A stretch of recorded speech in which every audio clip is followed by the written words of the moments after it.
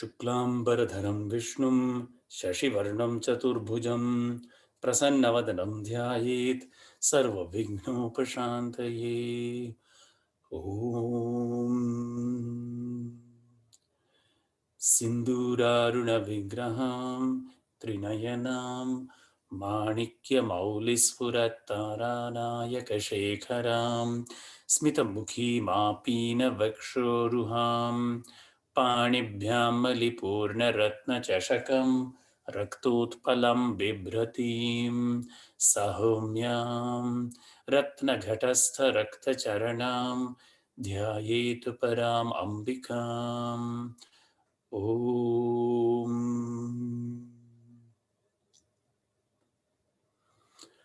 ध्यायेन्नित्यं महेशं रजतगिरिनिभं चारुचन्द्रावतंसं रत्नाकल्पोज्ज्वलाङ्गं परशुमृगवरभीतिहस्तं प्रसन्नं पद्मासीनं समन्तात् स्तुतममरगणैः व्याघ्रकृत्तिं वसानं विश्वाद्यं विश्वबीजं निखिलभयहरं पञ्चवक्त्रं त्रिनेत्रम्।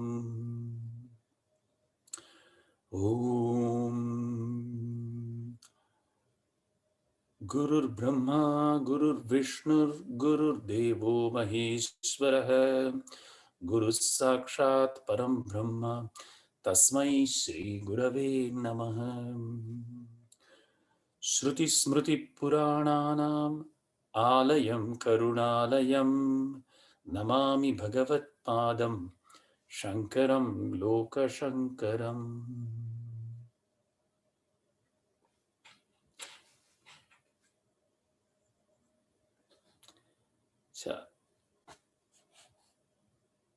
So last time we were talking about some aspects of Advaita Vedanta as they related to, what is the subject matter and how to go beyond the mere translation of the words. And we also discussed a little bit of who is qualified to teach according to the evidence from our source texts. And I mentioned that we will continue this discussion of what uses Advaita Vedanta to an aspirant, to an ordinary Hindu. Right? And as I mentioned, this sometimes gets a bit lost in the kind of teachings that we see today. And I'll try to give you some context why. So last time we talked, you might remember, I said there are two qualities that the culmination of Advaita Vedanta leads us to. Do you remember what those were?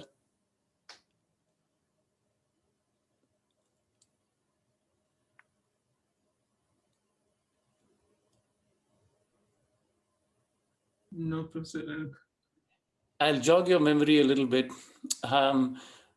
We talked about the analogy of the family in the train. Oh, yeah.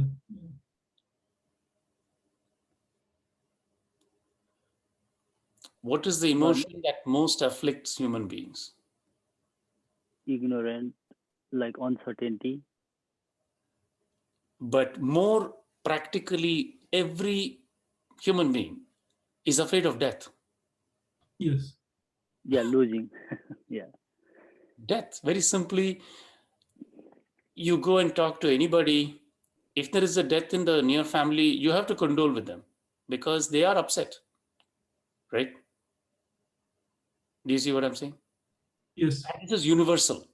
I have never seen any culture in which this is not the case, right? So the root of that is a fear of losing the body, right? And then I mentioned there is another thing that Advaita Vedanta can give you. What was that? On the positive side.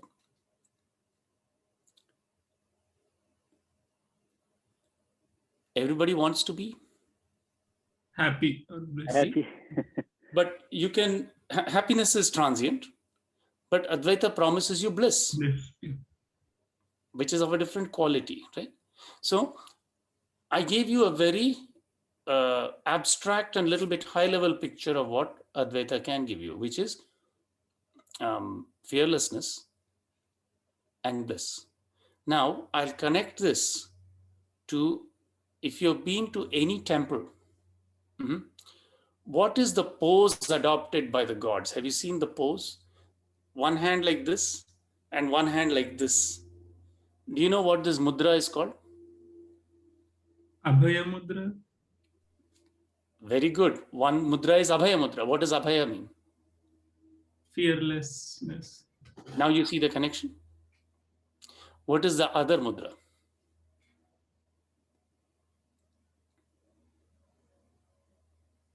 Blessing. Varada. Varada. Giving your boon, granting your wishes. What will happen when your wishes are all granted?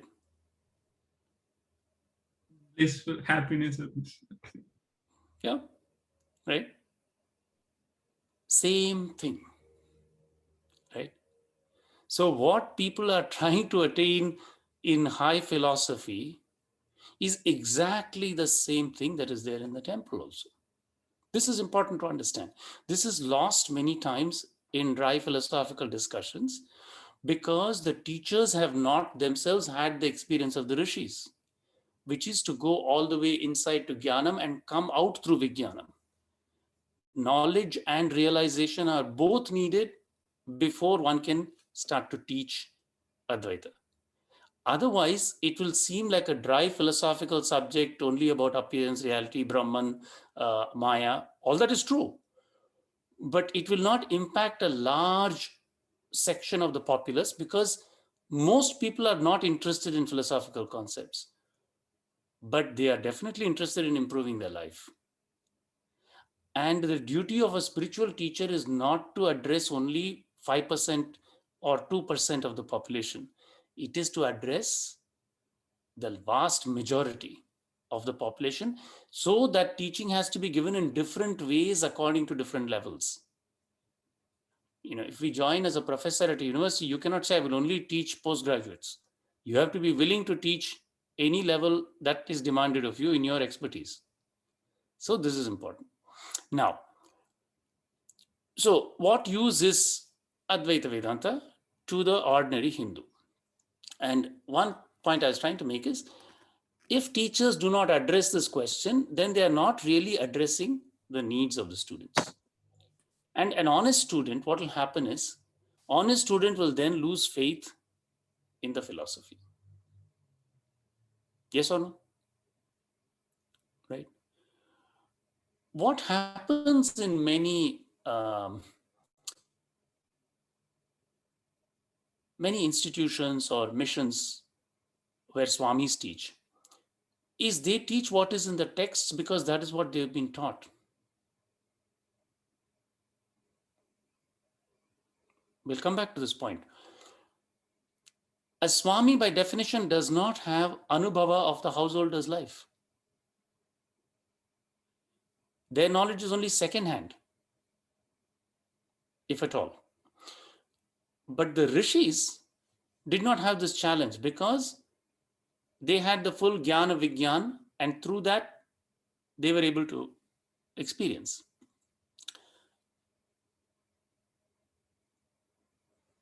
So having zero experience of householder's life, it is very difficult for merely learned Swamis to talk about Hinduism for the ordinary Hindu.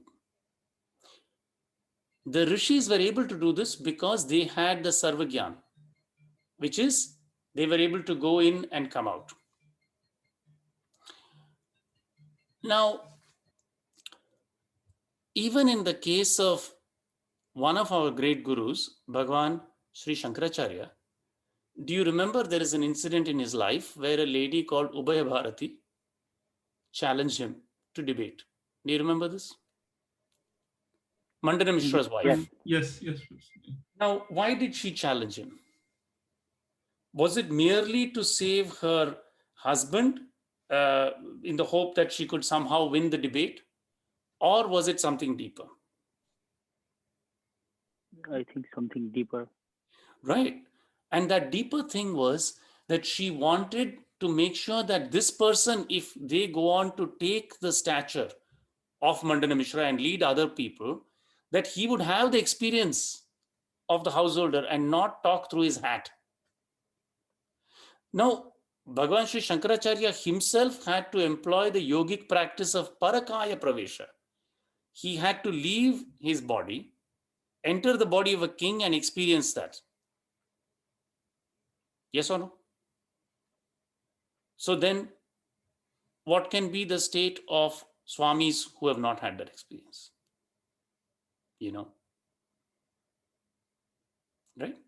This is something to think about. Now, human experience is generally very limited because it's limited through our senses and our bodies. So a rare teacher is needed who can bridge this gap of both the spiritual experience and the material experience, the life in the material world. Both have to be explained.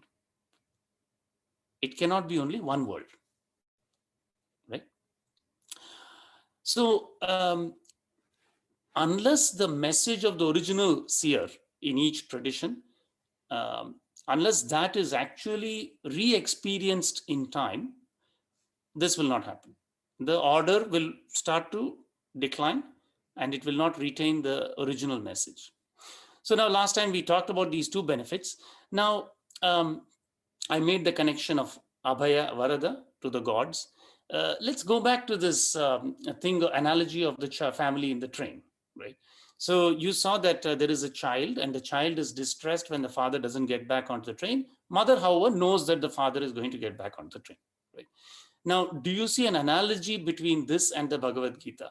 Who is the mother? Who is the child in the Bhagavad Gita? Krishna is the mother, right? And child is Arjuna. Yes. So Sri Krishna knows the truth. Arjuna does not know the truth. Correct? So Arjuna feels sorrow because of that. When you think of it in terms of an Shishya and a Guru, what is the analogy? Guru is Krishna, Sri The Krishna. mother. Yeah. And the Shishya is the child. Right? Now let us suppose there are two children in the family. Okay, mother has two children. We're extending the analogy a little bit. One child says, mother says, father is going to come back, don't worry. Here's a banana. The first child sweetly takes the banana. Yes, mother, father will come back, eats the banana and is happy. Okay? Father comes back, story is a happy ending. Suppose the child is peevish and throws a fit and says, I don't believe you, mother. This has happened. Have you seen it happen? Is this very unusual in your experience that a child gets peevish and throws a tantrum in front of the parent? It happens all the time, right? Yeah. So, So child gets peevish, refuses to believe the mother, cries and throws a tantrum and says, you are lying. I want to get off the train and see my daddy right now. Pull the chain, stop the train.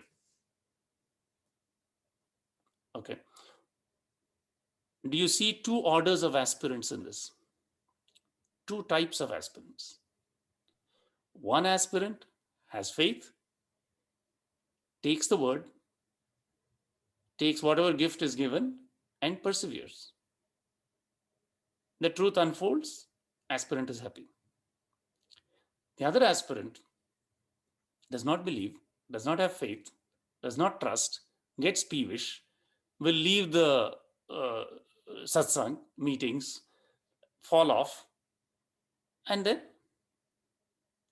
eventually come to the same realization much later. Right? So there is this analogy is actually quite an interesting one. Now, so therefore the Shraddha part is important, right? Now let's go back to this business of fearlessness and bliss. You remember in the earlier ones in Satsang, we discussed a part from the Taittiriya Upanishad called Anandavalli. Remember this Anandavalli? So in the Anandavalli, it was an enumeration of the levels and types of bliss, if you remember. It started with saying what is a Manushyananda? What is the Anandam of a human being in the human plane, right? You remember that? And then they said, what is that in the of the Gandharva, Pitra, Karma Devas, etc., etc. Remember that? And then all the way to Brahmananda, where we computed that the Brahmanandam is 10 power, it's a petabliss of the Manushyananda. You agree with this? Right? Remember this? Yes. Everybody remember it? Yeah. Yeah. Okay. Now, my question is, let us take a second and reflect. How much is everyone enjoying just Manushyananda? Not everyone. Pardon me? Not everyone. Right. Actually, lot many people not enjoying. Or for answer for yourself personally, do you feel you're fully enjoying Manushyananda? No. Sometimes yes, sometimes no. Yes, not permanently, right? Yeah. Right.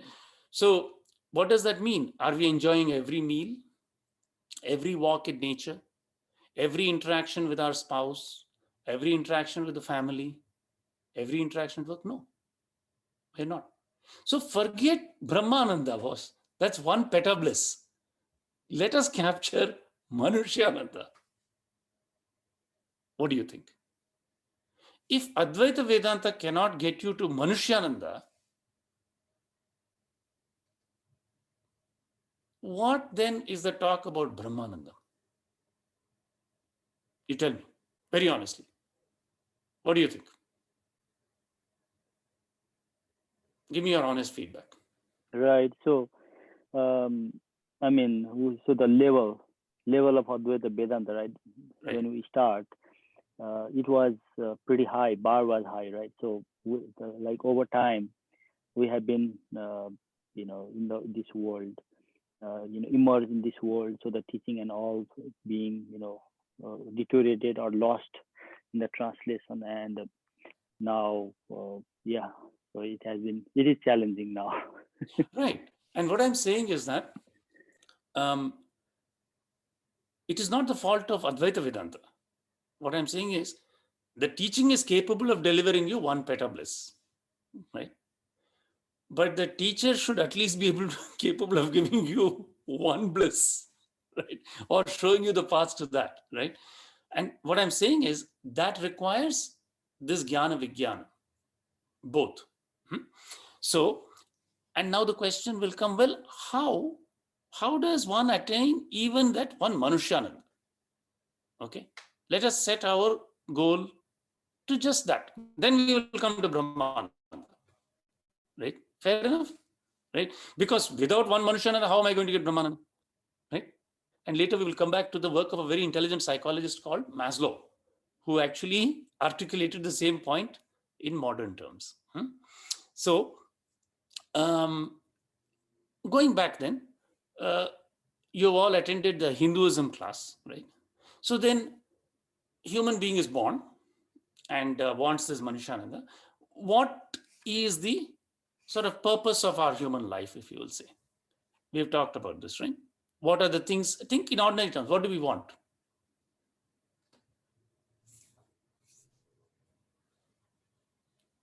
Dharmartha Kama Moksha. Very good. Yes, Purushartha. But even going basic, we need health, right? Yeah. First of all, if I want to enjoy Manushyananda, does everyone agree that you need good health? Without good health, can you get Manushyananda? No. Okay. Now, what is the secret to good health? Actually, that is given in something called Ayurveda. Ayurveda is considered Upaveda, right? So, you see, in the old days, when they were thinking of people coming to study Advaita Vedanta, the understanding is they have mastered all this. That they are well aware of Ayurveda, the Upaveda, having studied in Gurukulam, etc. Their lives are well ordered. They are in good health. They know how to take care of themselves. Is that clear? Right? Then you brought up this very good point. Because only if you have health can you do dharma. What dharma can you do if you're lying in the bed? You cannot. right? So we need to get back to basics, that these things have to first be also understood, right? Then you said very correctly, dharma, artha, kama, moksha. So in order to understand dharma, there should be some exposure to dharma shastras. Manava dharma shastra is one of the things. If you want to have, then after that comes artha, wealth. We must have some understanding, even rudimentary or exposure to artha shastra. And you kama, in fact, there is also Kama Sutra. People will be very amazed to know that Kama Sutra is talking about dharma actually in the beginning. You know, it says that all cases you should not give up dharma, even in that work, right? And then finally, Moksha Sutra or Brahma Sutra, right? So what I'm saying is that when people talk about Advaita, you have to realize that a human being is going to live in these four modes also. They cannot jump straight away to becoming an ascetic. That was not the intention of the rishis at all. The rishis did not preach that everybody should become a monk. This was not their teaching at all. Their teaching was everybody should live in their way of life to the best perfection in accord with the Vedas. Right? This is a very important point. And therefore, you cannot teach Advaita Vedanta to everybody in a lecture hall from the Upanishads. You have to teach Advaita in the appropriate form for that person. And that is already being done in India. It's already being done in many, many beautiful ways in India. Right? You see what I'm saying? So we will talk a little bit more about this. So the rishis knew that the Moksha Sutra study is not for everyone. That's what makes Hinduism unique. That's what makes Hinduism so all-embracing. If you go and look at other religions, in Buddhism, the ideal is the Buddha. What is the life of Buddha? Is a monk. Can everybody live like a monk? No, they cannot. This is a very poor understanding of human nature. Christianity, can everybody live like Christ? No. In Hinduism, who is the Adarsh? Sri Ram. Sri Ram. How did Ram live? Like a human being. He did not live like a monk. He was a king. He was a prince. He got married. He had children. He had duties to his father, mother, duties to his family. And in all that, he lived in an exemplary way. Now you tell me, which is easier for a human being to follow? Honestly. Sri Ram. Sri Ram.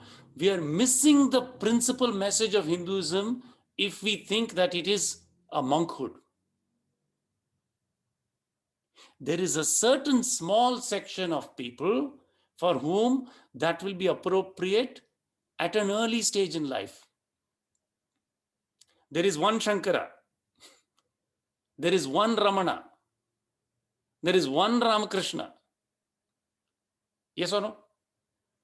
Out of how many crores of people, right?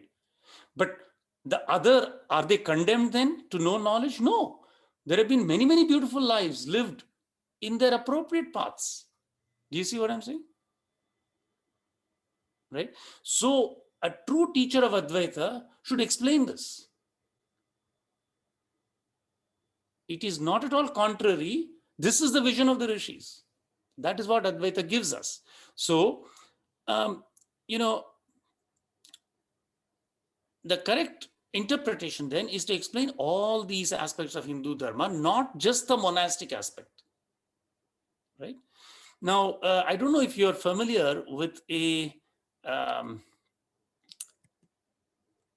thing called Maslow's pyramid. I think, have we talked about it? I don't know whether you have seen this.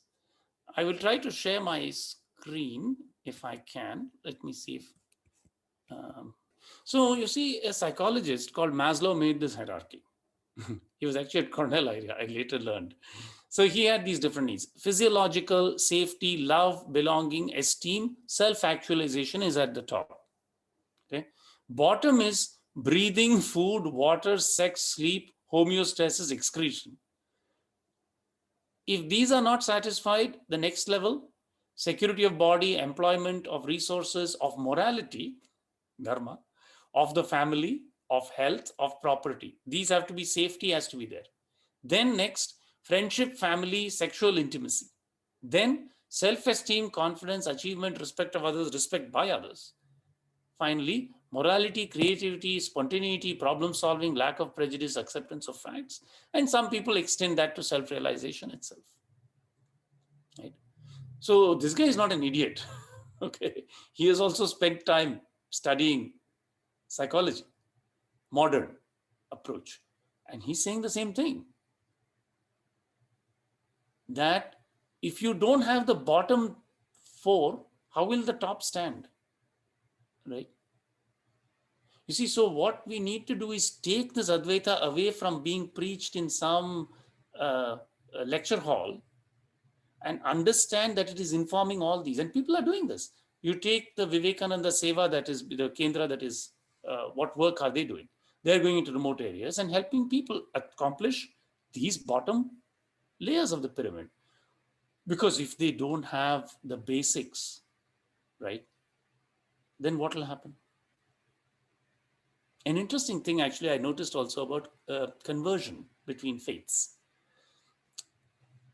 Anecdotally, I can see that most conversions out of the Hindu faith to other faiths happens when the bottom needs are not met. When there is extreme poverty, somebody is in a very difficult situation, then they are almost out of various circumstances driven. On the other hand, I've noticed another very interesting thing. The ones who convert into Hinduism are the top of the top, most evolved in the other religions, who have a deep, inquisitive, skeptical, but intuitively developed sense that makes them dissatisfied with something there. This is a very interesting point. You must think about it. Why is this the case? And it tells you something about Hinduism itself, right? What is going on? Anyway, this Maslow's pyramids of needs, I feel, is very useful in understanding from a modern sense what Advaita can do and how the timeless wisdom of the rishis can be used for our day-to-day. Because you see, if one practices without conviction that Advaita Vedanta can help in every aspect of life, then it will not serve the needs of everyone. And this contradiction will then start to result in a kind of depression when that inconsistency is confronted. Because after many years, you will feel, I've practiced so much, what have I gained? Nothing, right? But if it is explained that, yes, you are gaining many, many things, then there will be a sense that, okay, I have improved my health through Ayurveda. I have improved my flexibility and physical fitness through yoga. I have improved my concentration and focus through dhyana and meditative practices. I've improved through my Sandhya Vandanam practice. I've improved my very self in so many ways. My family relationships are improving. My career is improving, right? Yes or no? When I'm receiving wealth, I'm able to give it in charitable causes. Through that, my own, every aspect of my personality is improving, right? I'm able to instruct my children in good things. So overall, the individual is transforming, not just philosophically, right? Because it's a way of life, right? So now, what has made, it seems, Advaita so popular recently? I almost call it the new yoga because I find a lot of people who are even not born in the tradition or born in the tradition, um, are somehow pursuing this now for many reasons. One is, as a philosophy, superficially, it seems very easy to understand. There's no ritual, there is no chanting, there are no superstitious blind beliefs, right? And you can even add some pseudoscience to it nowadays, right? You can connect consciousness and quantum and whatnot and try to, feel that one is being very modern. But what is the vision of the rishis that Advaita Vedanta reveals is quite different. What the vision of the rishis reveals is mankind living in harmony with the eternal law, with Sanatana Dharma, which is reflected in the Vedas and which manifests as the natural law in the physical world, right? Now, within the rishis themselves, I mentioned to you there is this distinction between Muni and Rishi. Muni is the one who was practicing Maun. So they were silent for the most part. In our modern three great gurus, we know that Ramana was more or less a Muni. He did not say much. But there were rishis whose gyan is no different, who also spoke a lot and discoursed and gave a lot of instructions.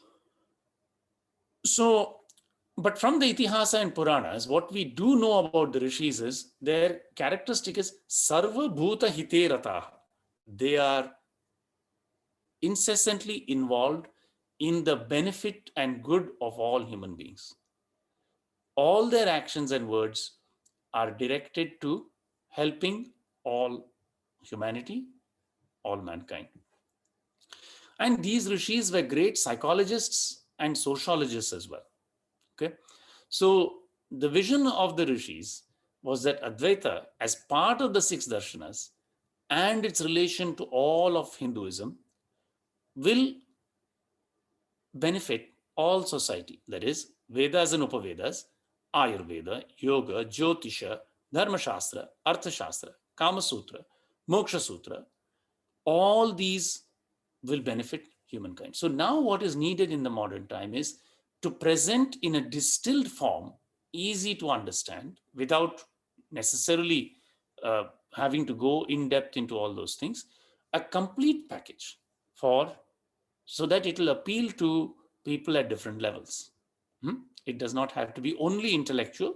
And so now, why has this situation, which is lack of gurus who satisfy both qualifications that I mentioned in the Vedantic text, like the Mundaka Upanishad, and proliferation of so many teachers who are teaching Advaita, but they are not really giving the true guidance? Why has this situation arisen? Worth investigating from a sociological, sociocultural perspective. And in this sense, I understand Swami Tadatmanandaji's motivation to distinguish between what he calls defective prakriyas and what he thinks are effective prakriyas. And I understand his motivation. It is a kind of a partly well-intentioned and partly a sense of anxiety that people should not follow what he thinks is maybe the wrong thing, right? But they do betray a certain lack of experience, a certain lack of real anubhava, and a lack of an awareness of the socio-cultural context in India, which is the birthplace of Advaita. We have to understand the socio-cultural context in India before we can understand why Advaita has come to what it has become, the way it is taught. By that I mean not, of course, the philosophy itself, which is unchanging. Now, we need to understand a little bit of history, a little bit of the culture, a little bit of psychology, and sociological perspective. So the key social segments, if you want, we can think of some social segments first. Somewhat generically, I will describe. Now, don't take these as, as applicable to every person. They're generalizations. So naturally, there will be exceptions. But broadly, we can think of some segments. One segment is the traditional priests who were hopefully well-trained, some were really well-trained, some not so well-trained also in the Vedas. they may or may not know the true meaning of what they have been trained in, right? And they may or may not have anubhava also, right? Probably a very vast majority of them did not have either the knowledge of the meaning, literal, or even the experience of what it was supposed to convey. And they didn't know English. Yes or no? If you go to India, this is the situation. And you see, what happened is, long ago, they were getting support from the king. The king would give grants to the Brahmins, a grant of land, a cow. These things are sustaining them. Now what happened is, once that patronage broke down, and we had invasions, we had Mughal invasion, we had British rule, and then now there is, an independent democracy. So what has happened along the way is that the priests lost their support, means of support, right? And many of them do appear as very greedy, and there are very greedy priests.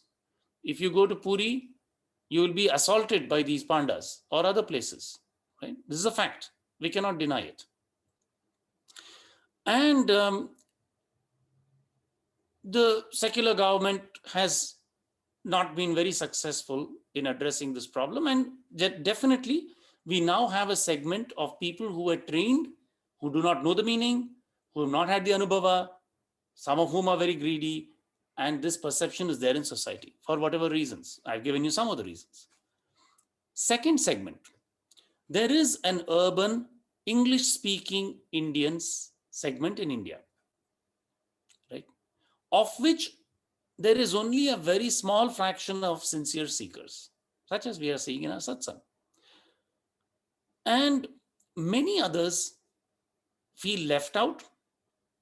They feel alienated as Hindus. They feel disempowered as Hindus because the religion has not invited them into its fold, or the philosophy or the spirituality has not invited them into the fold, or they themselves have found it more worthwhile to look to other things. Okay. This is the urban situation. So now you see, in this background is where we have to understand Vivekananda, right? When Swami Tadatmananda ji talks about what he calls Neo Vedanta, right? We have to understand in the context what was happening, right?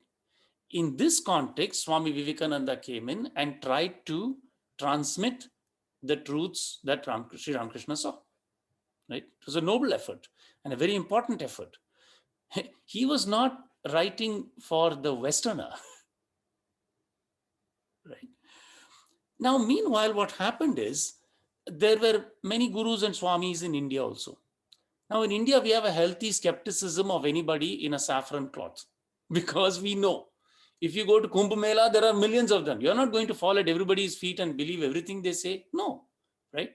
There is an intrinsic discrimination in Indians about holy men, right? Well deserved, correct, good skepticism. Now, the gurus who came, some came to the West. Actually, Swami Vivekananda came for a different reason. He was one of the early ones, but he came purely to raise money for activities in India. He did not come to build a following in the West. This is very important to note. The following happened a little bit, but his primary goal was to raise money and help India, right? But you see, there were many gurus who came after him. Some were total fakes. You have to accept this. Why is this the case? You see, you look at the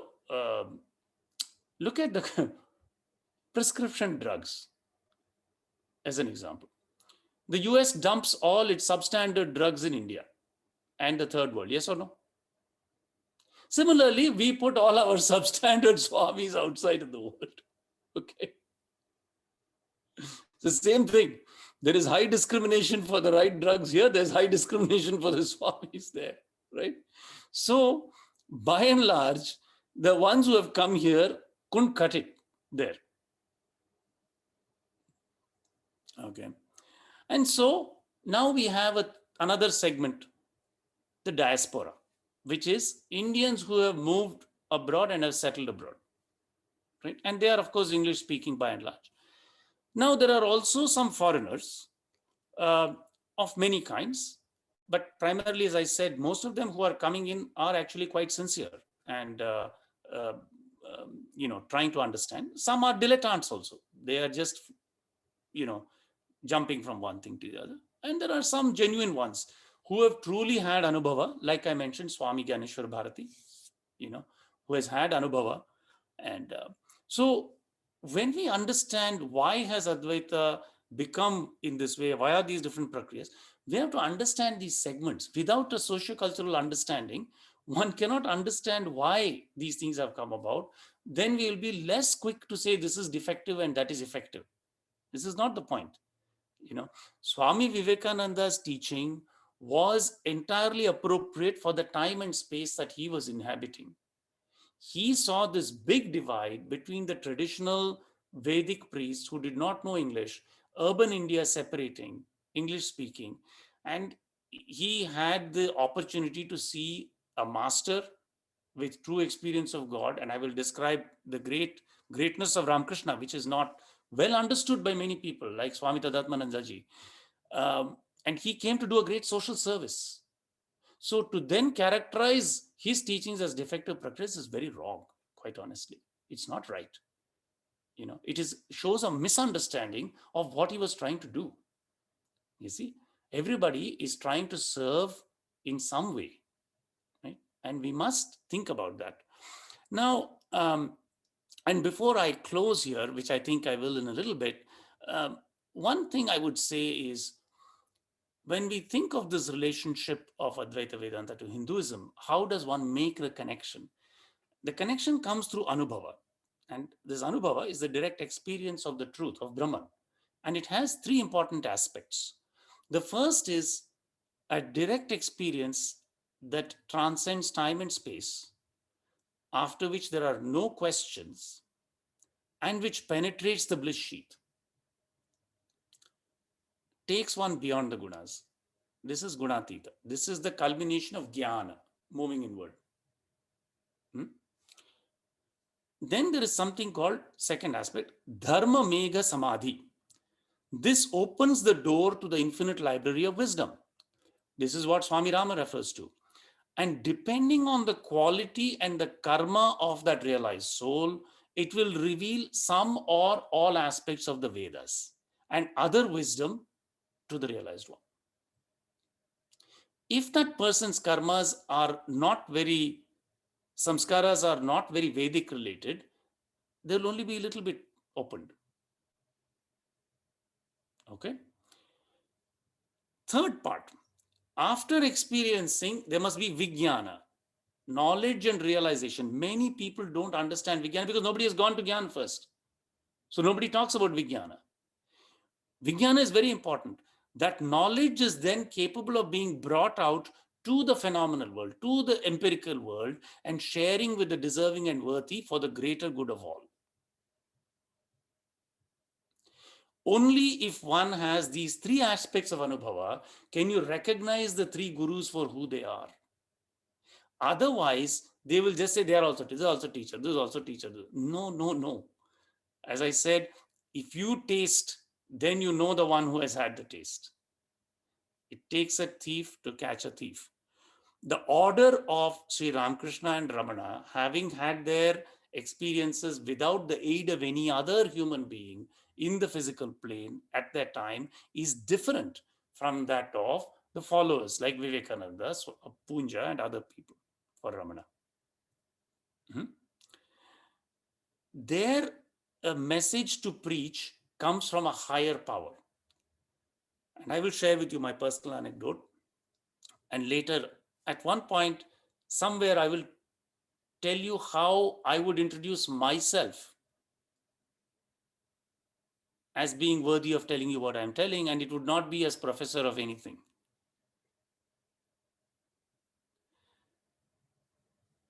You see, I am not talking about the age of the rishis.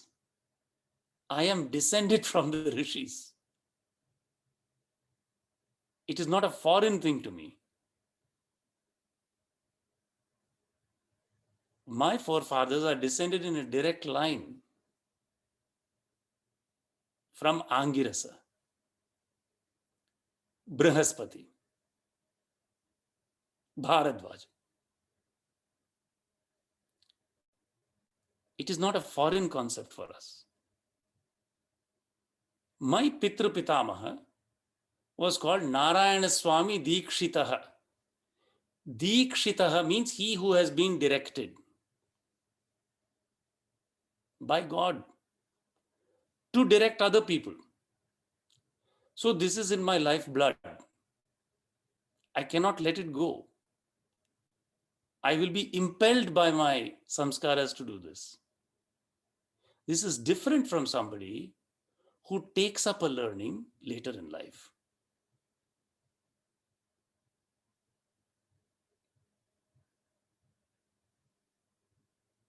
You see what I'm saying? When somebody asked me the other day, how can you get instruction from the gurus? My guru is Adi Shankaracharya. It is very difficult for people to understand this. They will say, you have not met him. It doesn't matter. We can communicate across the years.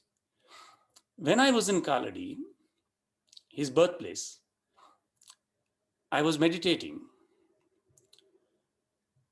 and I could not sleep because the meditation was so powerful.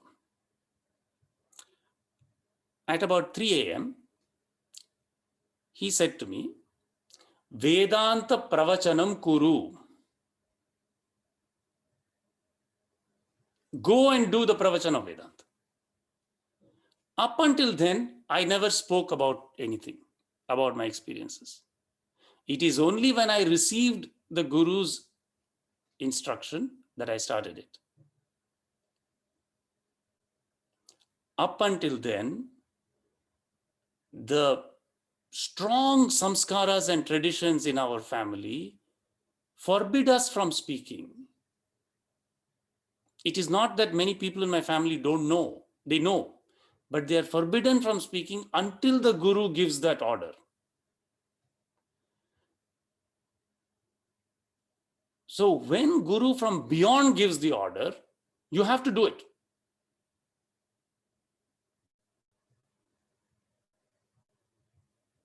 This is very difficult for people who have not transcended time and space to understand. You know. So these things are important to keep in mind. What I'm saying is not coming from book reading. It's not available in book reading. Of course, I have read the books, but the insight that you get after Anubhava is like light and day, night and day, than before Anubhava. And so one can also tell who is the learned parrot and who has tasted the nectar.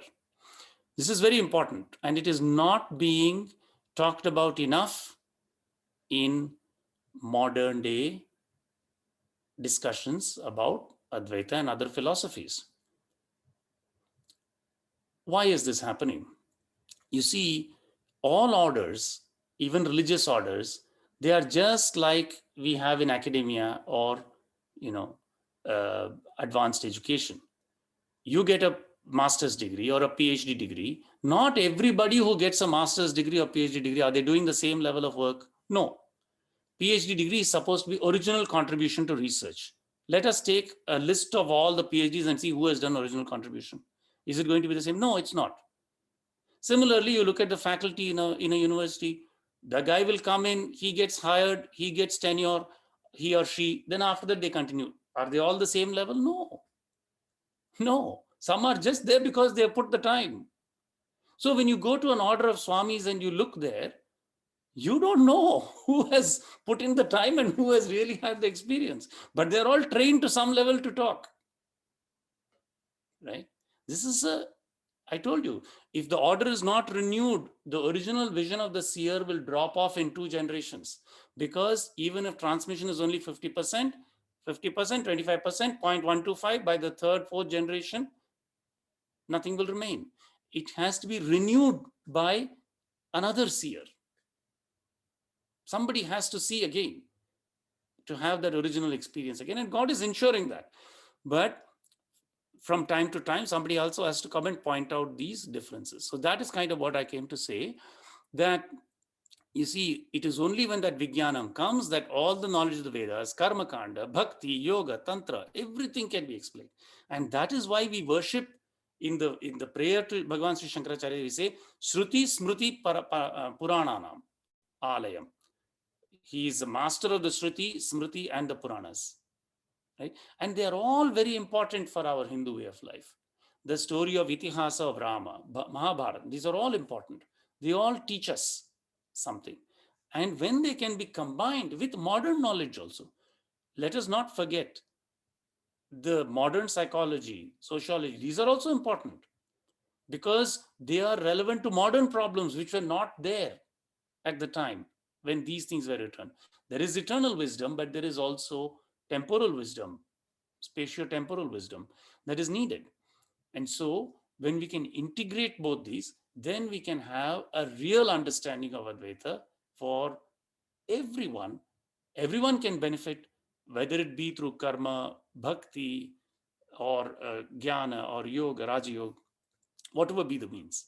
So this is the point I was trying to make, that it is not a dry philosophical discussion.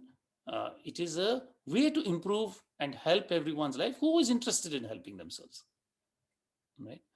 So therefore, if you really look at it that way, it is hard to say whether there are defective prakriyas or whatever prakriyas,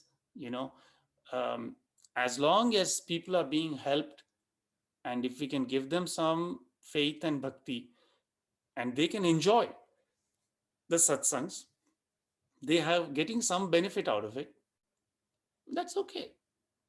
The rest will take care of itself. Gradually, as the aspirant builds up discrimination, they will be able to carve their own path, right? Because God has given wisdom to everybody. Don't get me wrong.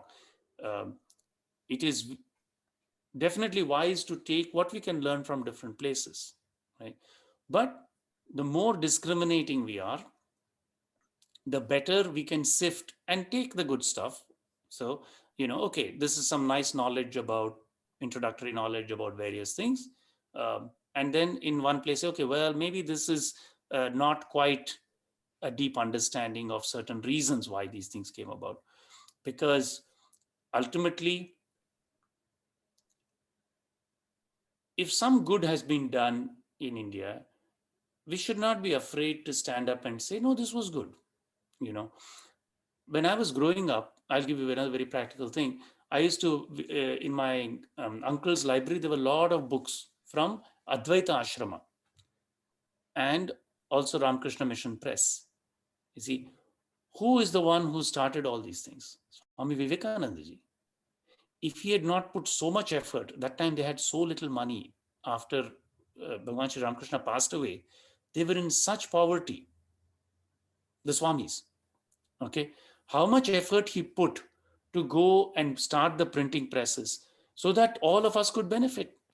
If those books were not there, we did not have any translation of Upanishads by native authors like Swami Gambhirananda, etc.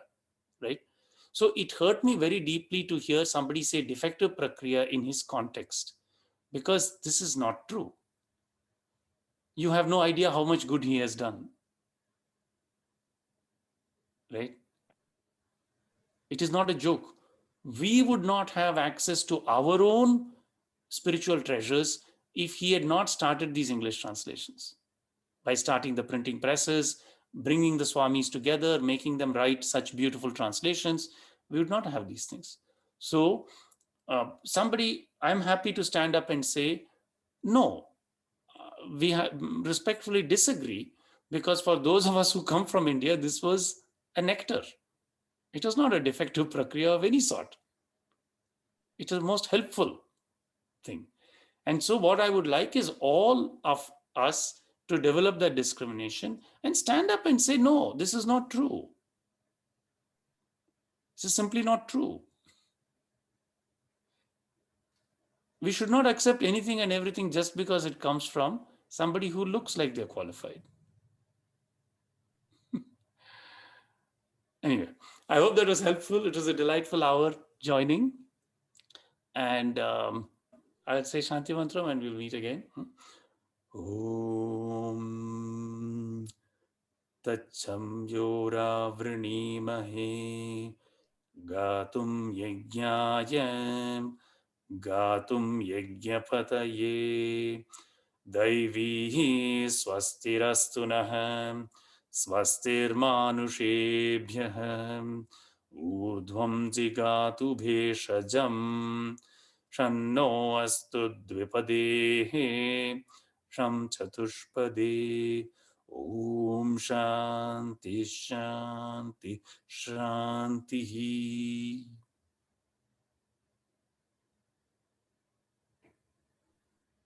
Namaste everyone.